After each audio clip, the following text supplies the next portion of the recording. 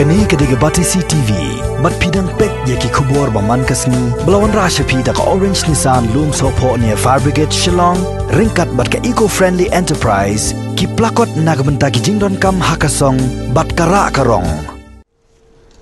Mene hapo ka review meeting ngilay keren. Don katu katni ngut ki Briew, hakapor ba ki rung, bad hakapor ba ki pendap iki form ki jongki kalak benlong na entry point, kalak benlong na ka test ka Jaka ka testing ke point, ka ka bakila, yau phone number jongki ka Jaka kin ai ubadei, ki ai bomdei, teng ka address ka kerteng snong ka kerteng thau ki ai ka bomdei, te menangi discuss kan ni namar kane ka jingle ka penlong baki Briew ki kwa ban buri ya ka identity lane ya ka address ka bapaka badi ka phone number ka bapaka bad ya kane ru ngilap de hadin ba ngila sim ka collection hadin mengila test hadin bangina ngila penungkam menta ka online information ka bangi pha lam ba ka WhatsApp ni pha lam ba ka phone number ni siam ba ka bom tray kam gata ka phone number ka biki ai ten naka takadaw nakalian komen mentang isim ya karai banang ne syakmat kino ki bating lane ki bom submit back ya ki details information statement jongki sya ka authority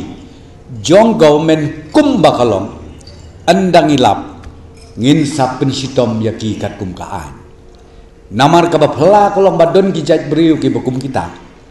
ban ngar ngai campaign na kalian media pin lengo abang apentip i kata bat buat mangi na ka Sorkar ngi lengo habang yakun ka dikatma ka jongi kolong yakun ya unu COVID-19 dang don perda ki jaj Briew ki bakum kita ki baburi penban ya ka identity ka bapaka lani ka address ka bapaka lani ka phone number joki ka bapaka tenang ne sikmat ka jingi keren haka review meeting ge jongi ka Sorkar kala issue ke instruction ka batinga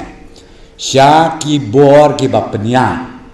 ya kini ki aka ba andang ilap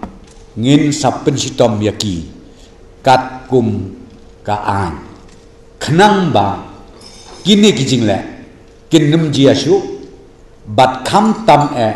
bakan nembu kajing ya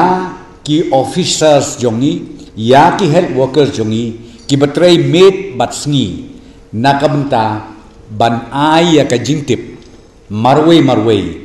katkum ka protocols ka ba nila bu